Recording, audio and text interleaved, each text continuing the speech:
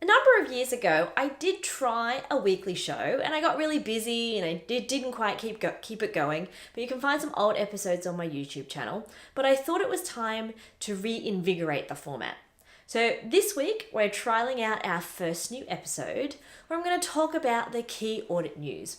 And that audit news could be local, here in Australia, or international.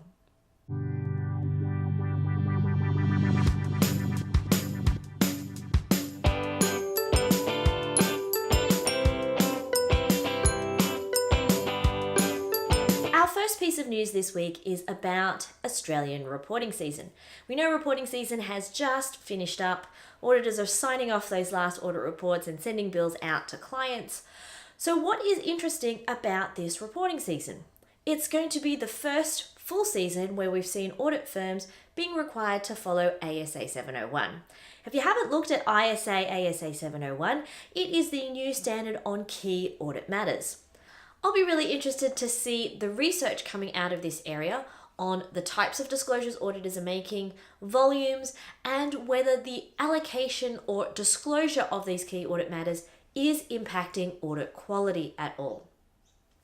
We've had audit quality research for a significant number of years, and there are a number of different measures of audit quality. I'll be interested to see whether there is a change in quality in association with the change in our auditing reporting requirements.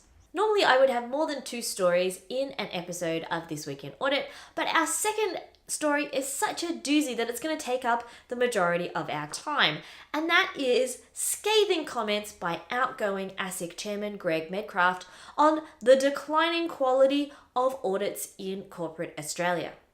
ASIC is granted its oversight and inspection powers under the Corporations Act. The Big Four firms get audited or inspected every single year, and smaller firms on a rotating random basis. ASIC inspectors review audit firm working papers to ensure compliance with ASAs and APESBs. The claim is that the quality of Australian audits is getting worse. 18 months worth of inspections to December 2016 found that in a sample of Big Four firms, 23%, that's 1 in 4, did not obtain sufficient and appropriate evidence to be able to give reasonable assurance. 1 in 4 sampled Big Four audits. That seems like a really high number. ASIC has also seen an increase in the number of revisions or restatements. That's when management recalls the financial statements and adjusts them for an error that has been detected.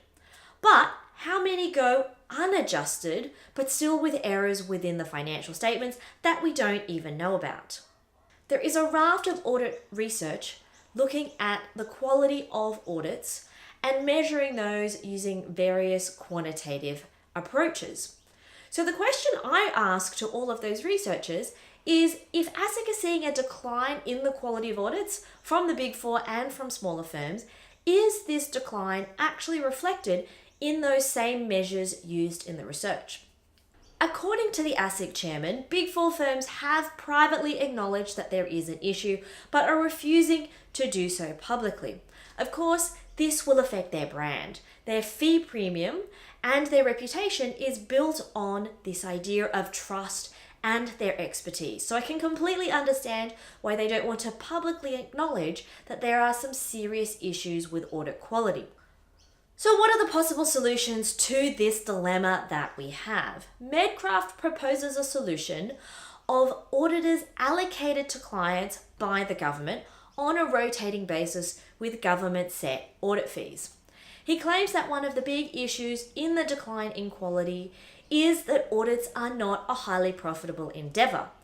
What sort of options are available to help us try and improve the quality of audits within Australia? Well, at the moment, there are no consequences to doing a poor audit. Obviously, if the client collapses and you get sued, then there are legal consequences. But if you fail or do poorly on an ASIC inspection report, there is no market reaction at this point. The results of ASIC reports these days do remain confidential. So the firms themselves will know exactly what ASIC has found, but none of that information is brought forward to the market. Is it time for us to move to a system more like the PCAOB? The PCAOB in the United States makes audit inspection reports public. I'll include a link in the comments where you can actually see a list of firms who have been audited, audit firms, and the results of their inspection reports. Will an extra layer of transparency create consequences for audit firms and make them pull up their socks and improve their game? We also have to think of flow-on effects in a smaller market like Australia. Will this impact investor confidence? How will this impact fees? Will audit firms decide that, well, hey, I'm not even going to do audits if there is a significant amount of risk and consequences involved? This is going to be interesting times ahead for audit firms, with these scathing comments from the outgoing ASIC chairman, and ASIC has also released its 2017-2018 audit inspections program. They're going to target things like revenue recognition, which certainly is important with the new AASB on revenue recognition coming into play. They're going to look at asset values, and with fluctuating markets and things like Bunnings in the UK having a really hard time, then asset valuation and revaluation is certainly a topical issue. They're also planning to look at firm culture. Now, this is a really important one because culture really sets the tone of how employees deal with unethical behaviour, potentially cutting corners. They also want to look at the idea of sufficient and appropriate evidence. So obviously ASA 500 says collect sufficient and appropriate evidence. How much is sufficient? That's a really difficult issue. How long is a piece of string? And they also plan to look at professional skepticism, which has been the subject of some significant research by the professional bodies and also accounting academics, and also the use of experts, which comes in under ASA 620. So, lots of exciting stuff on the board for auditors. I'm going to the AUASB meeting in November. Hopefully I'll have a report from there on what is on their new standard setting agenda and what their thoughts are on ASIC's comments about declining audit quality.